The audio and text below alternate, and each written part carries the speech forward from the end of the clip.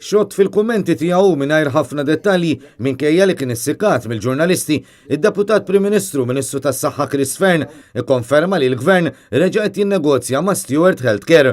U dan minkejja li meta kien żvelat li ta' Stewart ħadu f'idejhom 3 sptarijiet pubbliċi minant tal-Vitals, l-istess Ministru Fearn kien qal li dan hu the real deal.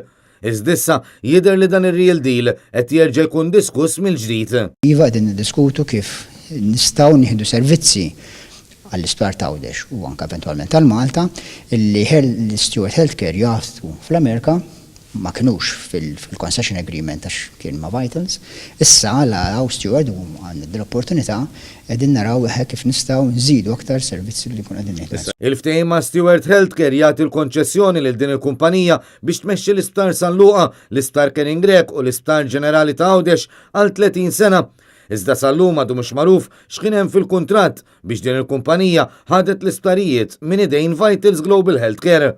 Sa minn meta sar magħruf li l-Gvern għamel il-ftehim mal-Vitals, l-Oppożizzjoni Nazzjonalista mill-ewwel insistiet li 3 sptarijiet għandhom jibqgħu totalment f'idejn il-poplu Malti u Għawċi.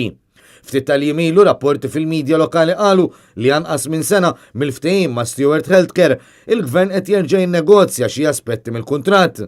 Mistoqsi dwar dan mill-ġurnalisti, id-Deputat Prim Ministru qal biss li l-laqat qed jitrattaw servizzi li l-Gvern qed jistenna li jkunu offruti minn ta' Stewart u li ma kinux fil-ftehim oriġinali.